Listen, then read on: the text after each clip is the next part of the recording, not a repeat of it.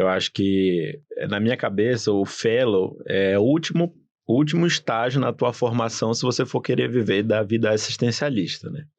Então, eu acho que você tem que parar e ver, nossa, o que está faltando para mim ser um bom profissional? Tipo, eu vim de uma grande escola, tenho uma boa teoria, mas talvez eu não tenha operado muito. Então, acho que eu vou escolher algum lugar que tenha um volume cirúrgico tão bom que eu possa até deixar de lado um pouco a teoria. Ou o contrário, eu vim de um serviço onde eu fiz residência, em que eu toquei pra caramba ambulatório, vi vários casos diferentes, fiz muita cirurgia, mas lá era meio fraco de teoria. Então, acho que vale a pena a gente ir para uma grande escola, um HC, uma Unifesp da vida. Então, o que aconteceu comigo foi justamente isso. Eu fiz residência no HC de São Paulo, junto com o Leozinho, o Bernardo foi meu preceptor, e eu peguei 2 anos de pandemia justamente no R2 e no R3. E, tipo assim, eu sempre fui muito fominha de cirurgia, sempre fui. Da minha turma, talvez um dos mais que era mais fominha. Então, eu me vi me formando muito frustrado na parte cirúrgica, mas eu sentia que tive muita aula, tive contato com casos muito diferentes, assim, todos os ambulatórios tinham chefe do meu lado. E só para ilustrar aqui, pessoal, para quem está no Brasilzão afora e não sabe, o HC foi o polo referência de tratamento do Covid no Brasil, né? Então, assim, cara, o HC destinou todos os recursos, enfermarias, centro cirúrgico onde a gente operava, virou CTI, Exatamente. sabe? Pô, tava combatendo uma pandemia mundial que matou 600 mil pessoas no Brasil. Mas isso refletiu o quê? Numa diminuição muito grande de volume cirúrgico para todas as especialidades do HC, e oftalmo não foi diferente. Então, às vezes a pessoa fala assim, pô, o HC, o cara operou pouco, porque o HC sempre operou muito, né? Cara, a pandemia, todos os recursos foram destinados para isso. E, infelizmente, foi o correto ser feito, né? Enfim, salvou muitas vidas, mas entendo que prejudicou um pouco a questão cirúrgica, sem dúvida, né? Isso prejudicou bastante. E, assim, todo o serviço público também tem uma certa morosidade, centro cirúrgico, as coisas acontecem mais devagar. Então, realmente, ter ido para um serviço particular e ver um pouco do outro lado é muito enriquecedor, assim. Você sair do seu serviço e conhecer uma outra equipe já é enriquecedor por si só, sabe? E como funciona lá no IOP? Lá é um fellow basicamente cirúrgico. Basicamente cirúrgico. A gente opera catarata, córnea e refrativa. Então, o volume gira mais ou menos em umas 14 facos por semana, e aí, tipo, é dividido entre o F1 e o F2, são 2 anos de fellow, né? Eu esqueci de falar isso, são 2 anos de fellow. E transplante, tipo assim, a gente tem uma oferta de córneas absurda durante a semana, muito mais do que a gente consegue, mas a gente mais ou menos faz um torno de 3 a 4 transplantes por semana, que para 8 fellows é um número muito bom, assim. E de cirurgia refrativa, a gente acompanha o nosso chefe, que é o Dr. Marcelo Vieira Neto, que é um grande expoente de cirurgia refrativa, e a gente opera as cirurgias refrativas do SUS, totalmente de graça, o que é uma coisa bem, eu acho, diferenciada, né? Porque, por exemplo, eu fiz refrativa lá no HC, aí o paciente pagava um custo bem menor, né? Mas o paciente teoricamente pagava, e lá é totalmente de graça para os pacientes. Então, eu aconselharia conhecer o serviço se você quer, tipo, operar bastante e já está com uma boa base teórica. Assim, a gente não tem uma discussão muito aflorada dos casos, sobre casos complexos, essas coisas assim, sabe? Então é mais tocação mesmo.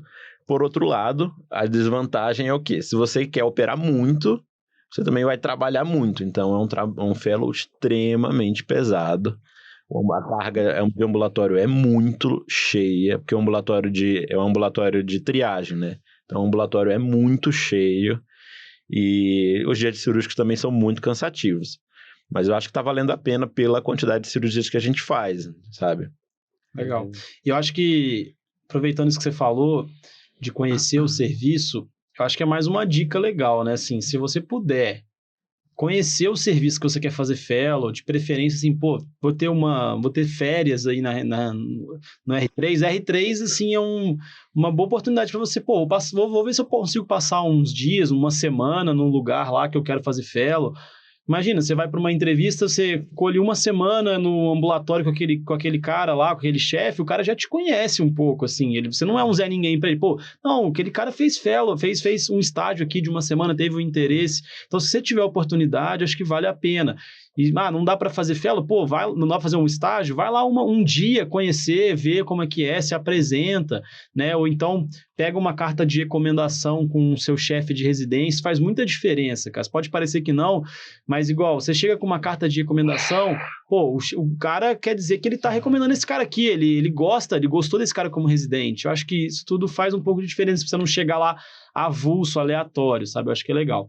Tem razão. E só antes de terminar, quem quiser conhecer o serviço, quiser falar comigo, eu tô totalmente aberto, viu? Se mandar mensagem, quiser acompanhar uma semana lá, mesmo um dia, só para eu explicar como funciona e conhecer o espaço também, que é muito importante você ir antes no lugar de que você vai fazer os próximos 1 ou 2 anos da sua vida, né? Você vai passar mais tempo, em alguns fellows, você vai passar mais tempo lá do que na sua casa, né? Com certeza. Então, pô, você tem que conhecer o ambiente, saber se você se encaixa ali, porque não é todo mundo que tem esse perfil, igual você falou, de tocação absurda. Cara, tem gente que é mais acadêmico, que se sente desconfortável. Porém, igual você falou, eu sou igual você, eu era igual você, fominha de cirurgia, eu ia curtir, operar pra caramba, mas também tocar pra caramba. Mas assim, não é todo mundo que se sente confortável nesse ambiente, então acho que é legal. Agora, o Giovanni, se puder falar um pouquinho lá do HC, como que tá, você também deve ter sofrido essa questão da pandemia, né, que o Edu falou, mas conta um pouco do fellow, parte teórica, das aulas, das cirurgias, como que tá lá. Cara, antes de entrar nisso, eu ia te falar até do estágio, esses estágios fora. Cheguei a fazer no Boss, foi muito enriquecedor, recomendo que vocês façam, eles são a favor de te conhecer, eles querem te conhecer, e na entrevista eles me perguntavam muito de estágio fora. Você conseguir, você não precisa conhecer os bambambãs de fora, tem os órgãos como o órgão europeu, de catarata refrativa, o americano, tem como você se candidatar a entrar, fazer um estágio desse, pequeno, de pouca duração, voltar com isso, e eles se interessam na entrevista para saber como foi lá. Total. Eu falo, e é outra coisa que eu sempre falo. A gente acha que é um tabu você pegar, mandar um e-mail para um departamento de uma universidade X, seja nos Estados Unidos, Canadá, na Europa, e falar que você é um estudante de São Paulo que quer passar, que tem interesse de fazer um estágio observacional. Cara, eles adoram. Eles aceitam. Eu acho que assim, a maioria dos lugares aceita. Eles têm isso, um hábito, receber estudantes, e você acha que eles não vão achar legal um cara do Brasil ir lá passar uma semana, vai falar bem do serviço? Então, cara, tem que perder esse negócio de é muito difícil. Cara, não é muito difícil você pegar e fazer um estágio observacional fora.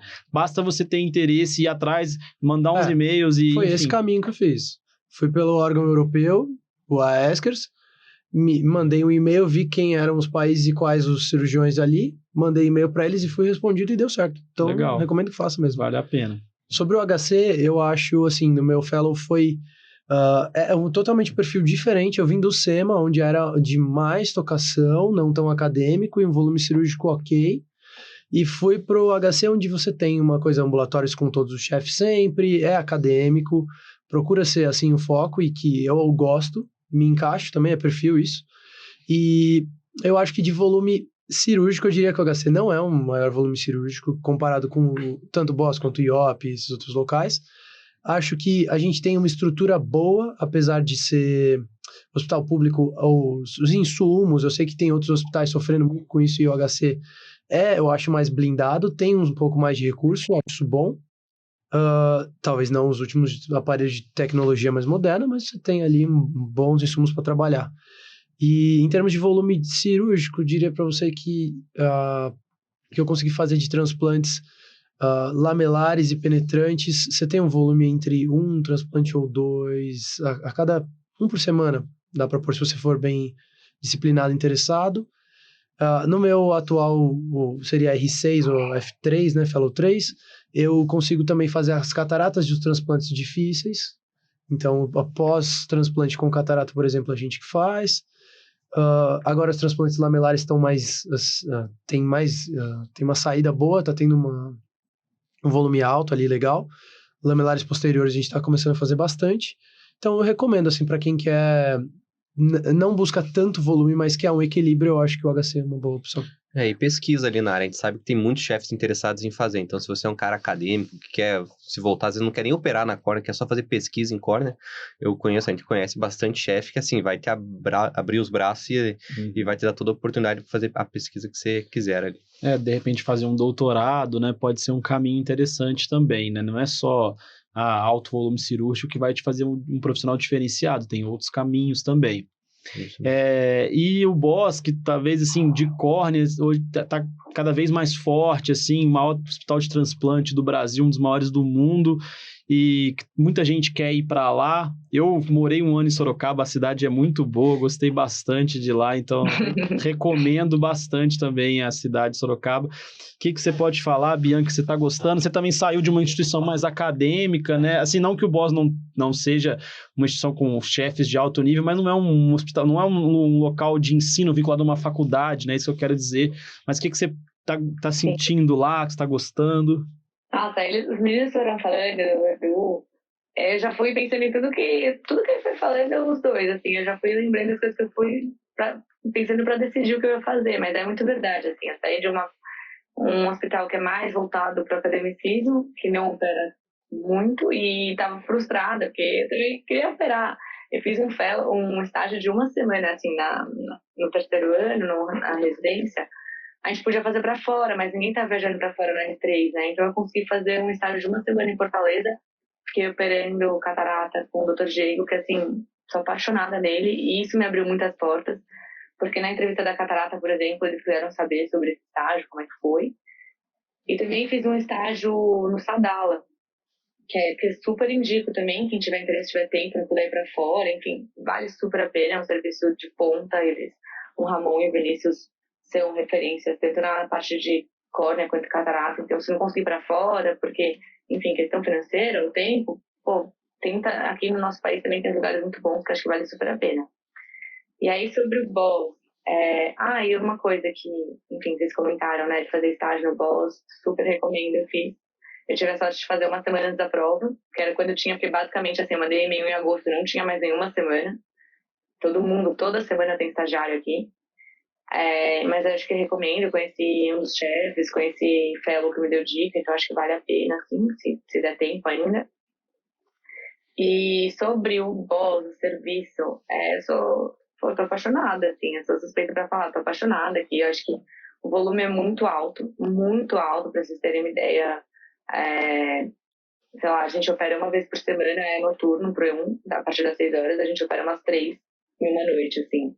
Então, eu tô com mais de 40 transplantes agora. E assim, se envolve tudo. Então, assim, o lado bom, o volume é altíssimo. O lado ruim, a gente tá sozinho. Então, o primeiro mês operando, a gente operou com um E2, né? Um fellow 2 ensinando a gente, mas depois é vida que segue, se vira. Sempre tem alguém no centro cirúrgico que vai ajudar a gente se tá em desespero, em apuros. Mas é sempre eu e mais um outro fellow à noite operando, e tem de tudo. Tem olho perfurado, tem liso, tem tríplice, tem de tudo. Então você acaba criando, eu que nunca tive esse estômago assim, sempre fui muito cautelosa em todas as cirurgias, você acaba criando uma coragem e tipo, uma mão assim absurda, muito boa. Então essa parte de volume cirúrgico realmente não tem o que falar. Em relação, e aí tem outro lado da moeda, né? Em relação à parte acadêmica, a gente tem chefes muito bons aqui, muito bom, excepcional, o doutor Nicolas, a doutora Adriana, são incríveis. Só que eles estão em dias específicos. Os dias que eles não têm, tem outros chefes que são muito bons. Mas como é muito volume, eles chegam, veem os casos complicados e dão uma conduta. Raramente a gente senta, discute, não dá tempo. E aí a gente abre um pouco mão desse lado que a USP tem a oferecer, que com certeza é extremamente benéfico também. E aí tem que ir atrás de estudar, discutir, pegar o chefe no corredor e discutir um caso específico, às vezes até manda mensagem, manda foto. Mas dá para se virar, assim. Eu acho que a gente ganha muito na parte de volume de casos exóticos, assim, cirúrgicos, que nem dava para imaginar que dava para fazer, assim, sabe? Então, é muito bom. E o que você falou, que a gente acaba morando mais tempo fora da nossa casa, né? Aqui em Sorocaba é a maior verdade, porque daí, quando eu vim aqui, eu falei, deixa eu ver se eu vou conseguir viver nessa cidade, né? Eu sempre fui de São Paulo, mas é maravilhosa, a cidade é muito boa, as pessoas são super receptivas, os residentes são ótimos também, os fellows são ótimos, então, assim, não é um empecilho morar fora de casa, não é, tá sendo ótimo. Acho que a grande vantagem é o volume cirúrgico e o acesso. É uma instituição privada também, né? Então a gente tem um acesso a todo tipo de material, muito material, então isso não falta. Mas tem o problema de, eventualmente, a gente não conseguir aprofundar muito os casos complexos, porque não é todo dia que tem os chefes para discutir. Acho que essa discussão que a gente gerou no final é muito legal, né? A residência e o fellow acaba sendo de maneira complementar. Eu acho que é muito inteligente a gente buscar isso, porque às vezes você fez um serviço que operou 1.000 cataratas, e você continuar num fellow no mesmo serviço operando 1.000 cataratas, você não vai ganhar. Então, você fazer esse mix ali e, claro, pensar no que você quer para tua vida. Eu quero ser um cara mais acadêmico, eu quero ser um cara que quer operar mesmo. Não, e outro detalhe também, assim, é que a pessoa que vai escolher um fellow, ela também tem que fazer uma análise, assim, igual você falou, para onde eu vou? O estilo de vida que você vai ter. O que eu vou fazer lá? Pô, de repente, o boss, por exemplo, vai te dar uma mão absurda de transplante. Você vai sair voando, fazendo... Eu sei porque eu vivi lá e os moleques saem fazendo de Mac, assim, de boa e mandam muito bem. Mas, pô, de repente eu vou para um lugar que eu não vou ter acesso a isso, não vai ter... Não tem nem banco de olhos, né? Então, assim, tem que fazer um pouco dessa análise. Por exemplo, a Bianca de São Paulo. Pô, lá em São Paulo, com certeza você vai ter paciente e vai ter banco de olhos para você fazer seus transplantes endoteliais, lamelar anterior, lamelar posterior, vale muito a pena. Mas, de repente, um cara que quer ir para um lugar onde ele vai fazer mais ali catarata, lente de contato, eventualmente ali um crosslinkzinho, talvez tenha outros lugares, né, que tenham mais esse viés. Então não adianta também você fazer essa escolha do fellow sem analisar um pouco também do pós-fellow, né? Você então tem que ser bem racional, né? Você não pode ser muito emotivo e imaginar só o que é o mais legal, mas a vida real é outra, né? Depois... Então tem um pouco disso, né? Tem essa análise toda, né? Então, igual o Léo falou, vou ser um cara mais acadêmico, vou ser um cara mais de operar volume no interiorzão, vou ter onde operar tanto transplante assim, não vou. Isso faz muita diferença na escolha do fellow. Não adianta você sair com uma puta mão de transplante, isso não vai aparecer um transplante pra você fazer na sua vida depois, né? Dependendo do lugar onde você esteja, né? Então, acho que isso é bem importante. Mas acho que foi boa a discussão, né, pessoal? Alguém quer falar mais alguma coisa? Tem alguma coisa aí que ficou faltando? Mais uma dica final aí? Dá uma dica final aí, Edu. Dá uma dica final pro pessoal. Não, vou só complementar o que tá falando. Realmente, eu acho que quando se fala em fellow de córnea, muita gente lembra de transplante. Mas a gente tem que pensar que hoje em dia a maior causa, né, de transplante, que é o ceratocone, não se chega tanto nesse nível. Então, você tem que ter uma boa mão de indicar um anel, de colocar anel intraestromal, de fazer um crosslink bem feito, sabe? De indicar uma boa lente de contato. E, tipo assim, o transplante é importante, mas o teu dia a dia vai ser anel, crosslink e lente hoje de contato. Com as lentes esclerais, então, né, você consegue resolver muito caso com lente escleral. E tanto que nos Estados Unidos nem é a ceratocone mais a principal causa de transplante, já é ceratopatia bolhosa do pseudofásico. Então, acho que a tendência talvez seja mais para esses transplantes endoteliais, que acho que isso vai continuar tendo, assim, porque catarata vai ser cada vez mais feito e vai continuar tendo falência endotelial. Então, talvez o ceratocone vai muito mais para esse viés que o Du falou, uma lente de contato, um anel crosslinking. E, lógico, vai continuar tendo transplante mais menos. Mas um endotelial, talvez, isso vai continuar. E aí o boss, que aí é, o Dr. Nicolas lá que ela falou, talvez seja o cara que mais faz endotelial do mundo. Então aí vale a pena pra caramba aprender a fazer o endotelial.